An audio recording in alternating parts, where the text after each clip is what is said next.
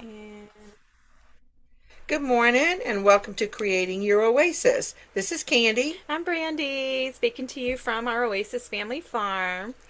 So, this is going to be part two of our love and accepting yourself and how to bring that confidence into becoming your own best friend. Yes, I was telling Brandy, during our break just then, this it got very emotional for me. I had to stop talking because I really just couldn't.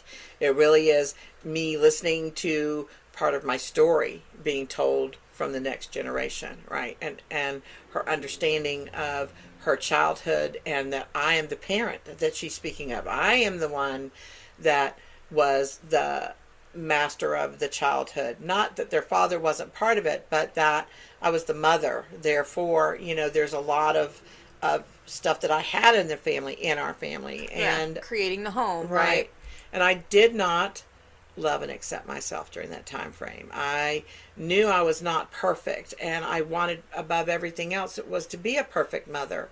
But I wasn't, and I knew I wasn't. I knew I didn't have enough tools, and it was very stressful to be the mother of so many children, because it's not always just love, right? There has to be some kind of discipline. They have to have rules, boundaries, and That's right. limitations. They have to have But all that stuff. boundaries That's right. show that you are loved and that you are cared for, and they're there to protect. You know what I mean?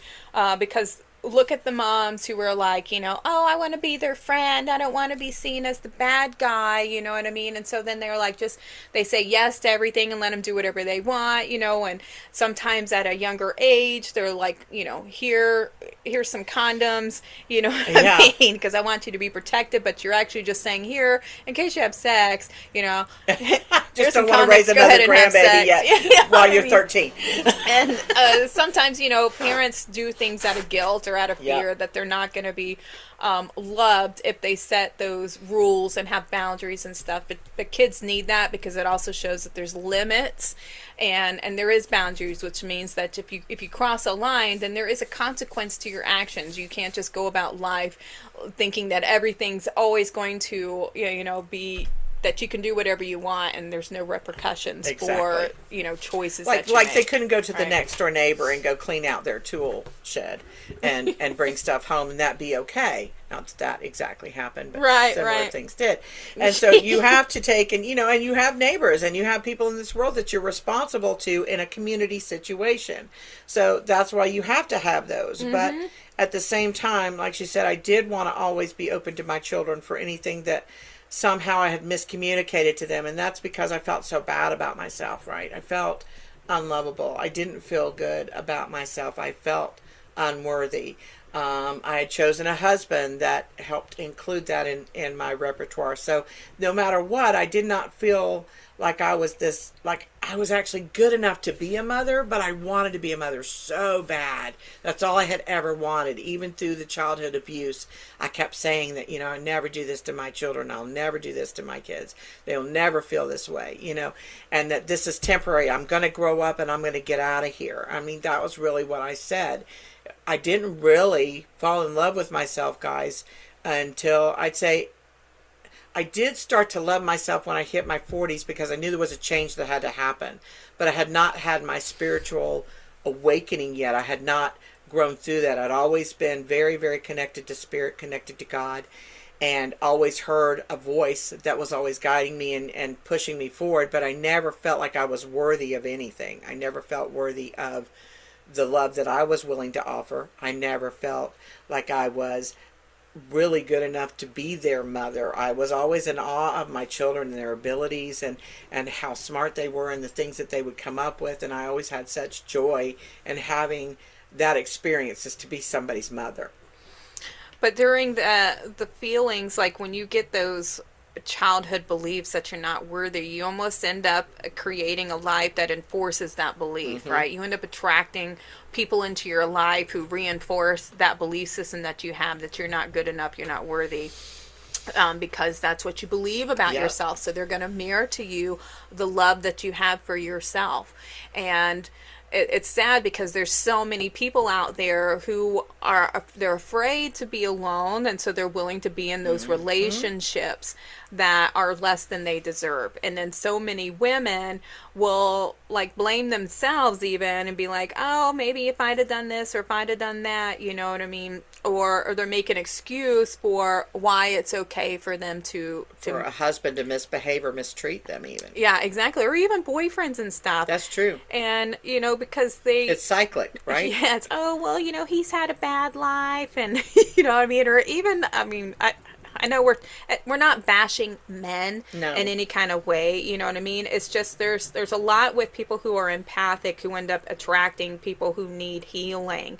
And so we try to offer the love that they need, but it's not recognized, it's not being received that way. A lot of them get trapped into relationships with narcissists that gaslight them and that give them those love bombs, and then the criticize and mistreatment, right? And that goes on, and that is horrible, but it is indicative of like being with certain parents, because if you're born to parents that your only qualities of being good and lovable and accepted are when you're this perfect person, right? And you never do anything wrong, yes, then that's unachievable. And so you've learned now that you must be less than, unworthy, you know. Yeah, especially if this person here can't love me. That's you know right. what I mean? And they can't see everything that I'm pouring into them and how I'm forgiving their misdeeds, their misbehavior, the way they're talking about me, and they can't love me, then I mustn't be lovable. Correct. Right? And so it just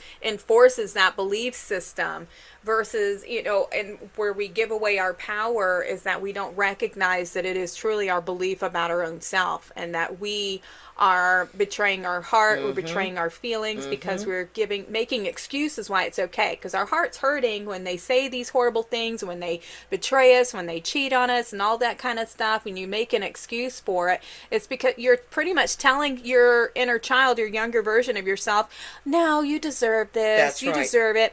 You know, he's this and he's that, or she's this and she's that, and so you deserve it because you're not good enough, and because you did this and you did that. So, you know, you just got to move on. You got to accept it, or whatever you're gaslighting yourself with, you know what I mean?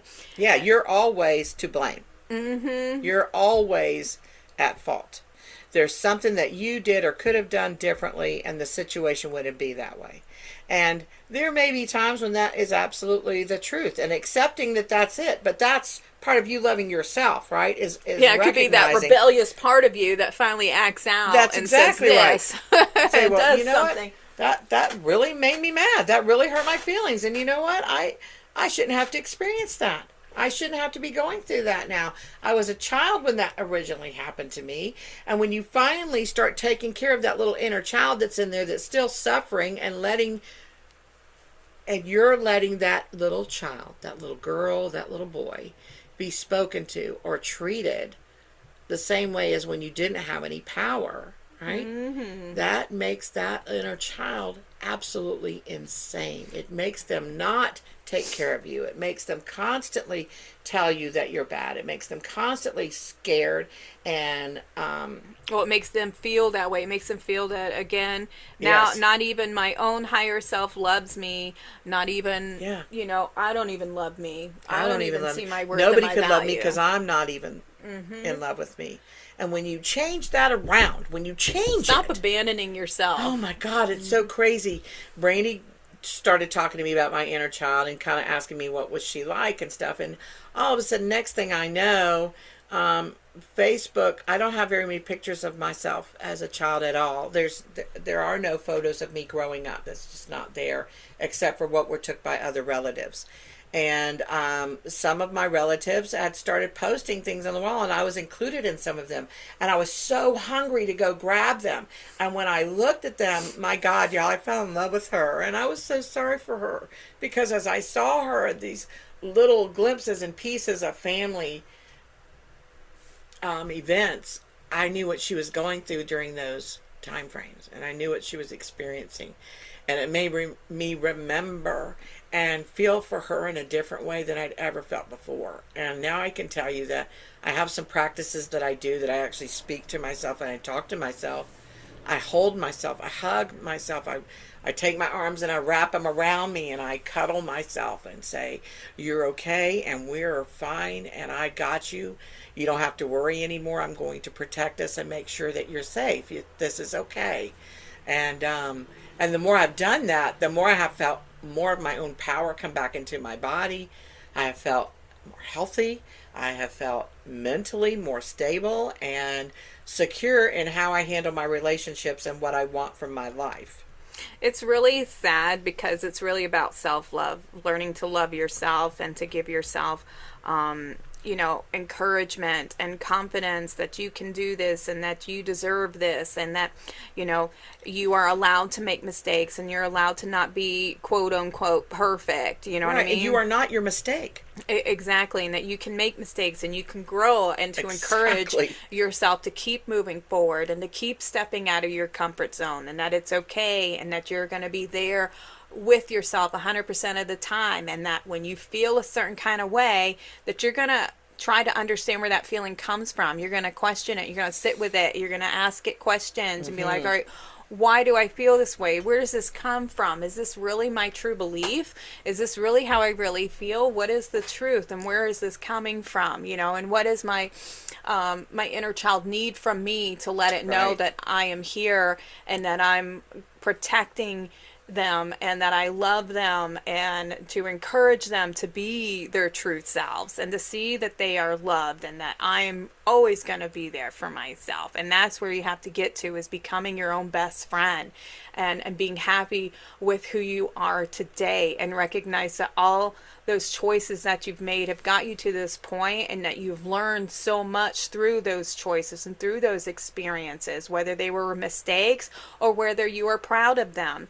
And you really need to get to that place where you can have a stronger connection with Yes. your own self. And when you have that strong connection with who you are, you will feel so confident and you will be able to attract relationships into your Yes. life that recognize, that appreciate the way that you love yourself, and they will mirror that love to you. They will be somebody who's like, wow, like, you are so beautiful, you're so inspiring, and I want to be around you because the way that you love yourself is very attractive, and I want to share in that kind of love. Yeah. And I want to mirror that love to you, and that will start to happen because you've done healing work on the inner realm and the inner parts of you. And that will create that shift in the physical reality. Everything starts within our own beings, and we have to recognize where our belief systems are creating our reality. And when you start shifting the way that you believe on the ways that you deserve to be loved, you start shifting that around, you will start to attract people who reciprocate that type of love. They will be the people who pour into your cup because you are learning to pour into your own cup. Mm-hmm. I am a vessel of receiving love because I am learning to receive love from myself first and giving myself love because I deserve it and I'm worthy of it and I am lovable and I'm learning to accept, every part of my being, mistakes and all. And how it was created. It exactly. Really is. And the form that it has taken, because we only have one physical body, and this is a gift. And for all of us to be here in this physical realm, we don't even recognize what a blessing it is until we start losing parts of it that don't work good anymore, right? Like, think of like your grandparents and stuff like that. When they're in their 70s and 80s and they're like, in my mind, I'm still so young. Yeah. But my body, you know what I mean? I can barely walk to the bathroom without getting winded, or getting out of the bed. It just hurts. It's so much effort to move anymore. And we just take it for granted. We only have a certain amount of time here in the physical realm before the body, retires. And so we waste it away doing what? Exactly. What are you doing with your life? What are you creating? How are you living it? And are you living it with a place of joy and happiness, or are you living in the past? Are you living in fear? I don't think that we came here to just exclusively suffer. I think if you're blessed with a long life, right, that there are times of suffering, but it is to remind you of the times when you weren't, right? Mm-hmm. And to make you appreciate when you're no longer in that suffering realm. I was going to say something that Brandy triggered in me while I was sitting here. Spirit just kind of dropped it in. When you're, talking to yourself and stuff like this, I've made a conscious effort because when I was a child, my name became an issue, right? My name was never really spoke to me in kindness from my parents. It was always an accusation or a demand. And so now when I speak to myself, I'm not just hugging me going, we're okay. I go, hey, Candy, it's okay. And you're all right, babe. And this is going to be a great day. And I've talked to my husband and I've asked him to use my name. I've asked him to use it in a positive way so that when I hear it, instead of just babe and honey and sugar, it is a reflection that I am love and loved, that I am this person that somebody else speaks to, not in this negative way. My name does not have a negative connotation to it. It is my love. It is love to me. And that's what it is, a different experience than hearing my name from, right. that childhood Accusatory, boom. Yes. Exactly. It's finding a way to take something that was very painful and finding a way to transform the story. Yes. Right. Yes. And not having to make that story, because that's the thing, we can go back and change, Yes. the How narrative. we perceive the narrative. Yeah. Because the child was perceiving things from a child's point of view, At right? their And age, yes. children don't have those emotional coping skills. We don't have emotional maturity. I mean, there's I don't even know how many people in the world that don't have emotional maturity, but like we ourselves We're at a deficit, that's for sure right now, people. We aren't even taught how to name our emotions Nope. and what our true emotions even are. We're just taught to suppress them.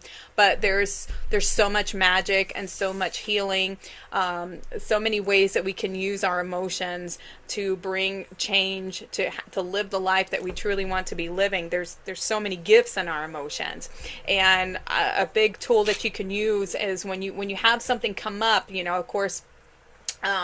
When it involves like a fear, it's irrational a little Yes. bit, right?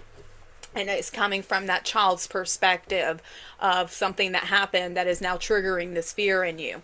And so the tool is to go into that fear and to go, well, where do you come from?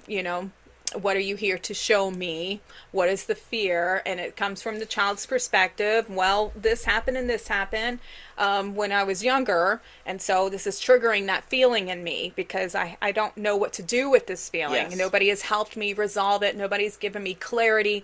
Nobody's taught me how to heal from it, to overcome it, whatever. So you, as now the parent of yourself, can go to that child and say, okay, well, what is your experience? What is your feelings that you aren't able to express right now? Let me help you express them and tell you it's okay. And that I'm here with you so that you're not alone. You don't feel abandoned. You don't feel, trapped, whatever the emotion is. You sit with that, your child, you sit with that being and you comfort them and you love them. And then you try to observe what they're observing. And then you help shift them out so that you kind of give them the tools and you give them awareness and perspective. All right, so this is what's happening. Let's look at this individual. What's going on in their life right now? You can look at the scene, look at the experience, and try to ascertain a certain meaning to it. You know what I mean? Okay, what was I learning from this experience? What did I learn from this experience? Did I take something negative from it? And how can I shift that negativity into a tool for myself? So that when I'm older, I will better recognize this experience for what it is versus from my fear. And now I can see it for what it is. I can see the truth of the situation. And if it comes up again, I can just comfort my inner child and say, oh, I remember this is something that's fearful for you, and giving yourself a big hug. It's okay. I'm with you. We've got this. I'm not going to let anybody hurt you. And we're going to, this is how we're going to handle this situation so that your inner child doesn't feel ignored, neglected, unvalidated, that fear is not getting suppressed again. You're addressing it and bringing more light, more awareness, more perspective into those moments so that you can start moving forward, feeling more empowered, more loved, more appreciated, more accepted, and like you have a best friend because you're training yourself how to become your best friend. You will trust your choices more once you're in that place, right? You won't be in doubt of, I'm going to make this choice and I know no matter what, I got my back. Right. I have my back no matter what. Whatever choice I make, regardless of whatever challenges may come from that, me, myself, and I, we got this. Okay, because you're part of spirit, you're part of source, and so all these things that go on, you're carrying that with you in every single thing that you do, and that's where you can find your power at. Find your power in that spirit source, right, in that place, because you were not put here randomly. You're not a random design. Right.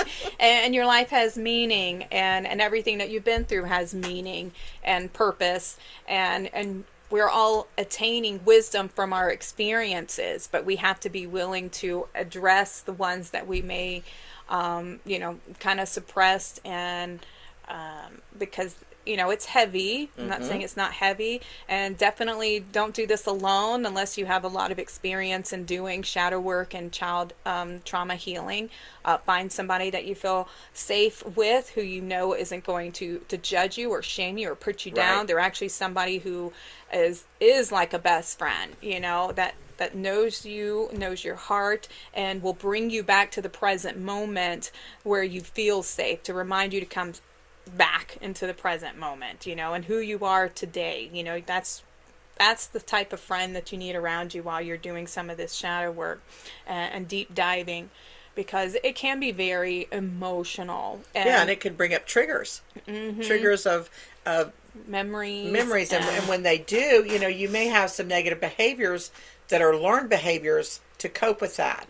And so there are going to be things that you will need to change in some of these coping techniques, because they didn't allow you to heal. They just allowed you to be able to get through the moment until it was over and move on to something else. So the coping was good at the time, but now it has to be like changed, transformed, and transmuted into something that is wisdom, right? It's knowledge, it's understanding what that experience has done for you in your physical life now, right? I wouldn't change my childhood. It gave me so many things to pull from in this aspect of my life of what I was called here to do. And I think that because I had a child like Brandy that is able to do the same, I think that I can see more reasons why the suffering that I chose to go through, that I went through, had purpose. I don't feel like it did not damage me so irreparably that I couldn't change it, that I couldn't see the wisdom in some of the stuff that I learned, and that in doing so I've been able to change my ancestral line, right? And how the future goes, and I have proof of that in all my children and how they handle their generations to come and stuff like this. I'm really, really the curse breaker. Yeah. And you have to give yourself a big pat on the back and see how strong you are, that you overcame so much darkness and you didn't let that dim your light. Even though it did dim your light, it didn't snuff it out. Right. That's exactly right. And now you're rebuilding it. And that's the thing. Like our light is our divine masculine. It is that the light that we shine in the world. And as children, we're like these big beaming stars, and we're so full of energy, and we have so much love for all of life's creations, all of God's creations, and we enjoy everything and everyone, and we want to experience everything. Everything's a miracle and magic and exactly wonderful. And then all of a sudden we step into our parents' world, into society's world, and then we get damaged and hurt along the way, and we start dimming that light again, and we start hiding, and pain and trauma starts covering it up with all that darkness. And then as you get older, you learn to I think you get onto that path of self-discovery again, and you try to unlearn all the things that you were taught, and try to unbury that light so that you can feel more confident shining your light again and being your true self. But there's a lot of shadow work that has to be done, where you understand the meaning behind everything that may be hiding in your subconscious, so that you can reprogram yourself with your truth, and not from a place of fear of not addressing the darkness, the things that you do suppress, because it is unconsciously creating your life for you. The things that scare you. Yes. Exactly. And so when you make the unconscious conscious, you have more control, and you can have a life that has more meaning and understanding, and And brings more happiness. happiness. Right. And Exactly. then the people that you attract to you from that just just fills you. It fills any void. Yeah, it makes you feel more gratitude for the work that you've done and for the self acceptance that Yes. you have, for your life and everything that you've been through. So I truly we hope that this has brought some healing to you all and given you all some tools and better understanding, and how being alone doesn't mean that there's something wrong with you and that you're not loved. Being alone means that you are given this time and this space to get to know yourself, to learn what you need from a relationship, what you're looking for in a relationship, how you want to be loved by your partner, because a lot of people, they don't even know what their needs No. are until they're not being met. And it doesn't mean that your partner's intentionally doing that and withholding love from you. It just means that it hasn't been communicated what your needs are. And you get more bees with honey than There vinegar. you go. That's right. So when you can sit down with your partner and say, hey, I want to talk to you a little bit about our relationship and some things that I would like to change, or, some improvements that I think we need to make, the way we communicate to each other, or, when I'm, sad or in this place, I really would like you to hold me and comfort me and tell me that it's okay. You know what I mean? There's things that we have that we just think that, oh, everybody should know this. But guess what? They don't. No. We don't. Everybody's grown up differently. We've all been raised differently. Some of us don't know how to express our emotions. Some of us don't even know. We've been taught to suppress them. Everybody just needs love differently. And you really need to know yourself more on a deeper level to know what love is to you and how to recognize when somebody's giving you love versus when somebody's just offering you, like, here's a little drop, you know what I mean? Just to keep dangling you along. That's right. Your you carrot. know? You have to discern what true love means, and It doesn't have to be repetitively earned. Okay, love Right. is not like that. It's just freely given. Exactly. And somebody who loves you, they see your heart and they don't want to hurt your heart. And when you come to them with hurt feelings about something, they validate it. They try to understand it. They may not have been doing it on purpose, but they apologize for it, and they want to build that bridge stronger with you. They're not trying to burn it and tear it down and blame you for it and go, well, you did this 2 weeks ago and I never said anything. How dare you bring up that I did something to you, blah blah blah, because I was overlooking your fault. You know what I mean? Like, no, like, if I hurt you, you need to talk to me about it. We need to have Exactly. conversations, because if you don't, the resentment builds, and that creates division, that creates separation, and we don't want resentment. We want communication. We want to have stronger relations with each other, and we know that we achieve that through communicating our needs and communicating our feelings. Because we love each other. That's we right. want to grow stronger, and that's how we do it, by being vulnerable and having those hard conversations. But and you can't do it until. you are vulnerable with yourself. That's right. If you don't have any idea on what you need, what it takes to love you, you can't expect others. Right, and you can't blame them for not knowing how to love you, because you yourself don't even know. Because you are proving to them that you're not a lovable person because you don't believe you're lovable. You're constantly in trying to seek their approval, and that's not love. Yeah, you're right? teaching people how to treat you. That's and if right. you're going and to you've tolerate heard that. You've heard it. if you're going to tolerate people calling you names or talking down on you or cheating on you, and you're like, oh, I'm going to make an excuse and give them this. Oh, well, maybe That's this, right. maybe that. Well, guess what? You're just giving them all these outs, and they're going to keep taking them until you finally learn to set those strong boundaries for yourself, stand up for yourself, and say, no, I deserve more, and I want more. I'm valuable. And I'm not going to settle for less. Exactly.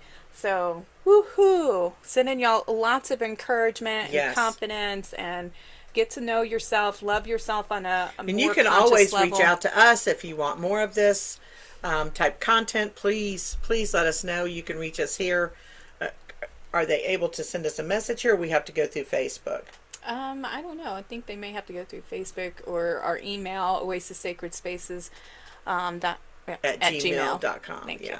you. You can do that, or you can actually find us on Facebook and just look for Oasis Sacred Spaces. in our pop-up rock shop, but you'll find us there, and we could set up some times to meet and talk. But just love yourselves, hug yourselves in the morning, wake up and just talk to yourself, use your name. And say, I love you, and we're going to have a great day. No matter what happens, we're strong enough to handle it, and we're smart enough to figure out any challenging situation that comes up for the day. And I love you so much, and I appreciate you. Appreciate that I've got 2 feet to walk, 2 hands to hold on to things, a mouth to speak, and eyes to see, and a brain that still functions well. I am, well, yeah. We have a person that has Alzheimer's in our family that we're taking care of, and it makes you take pause. It makes you notice, what life is and how it should be lived. It is really, I don't recommend everybody doing it, but I promise you, if you talk to caretakers, you will learn so much, about patience and understanding love and loving yourself. So. Love you guys. Yeah, sending y'all lots of love. Y'all take care. See you next time.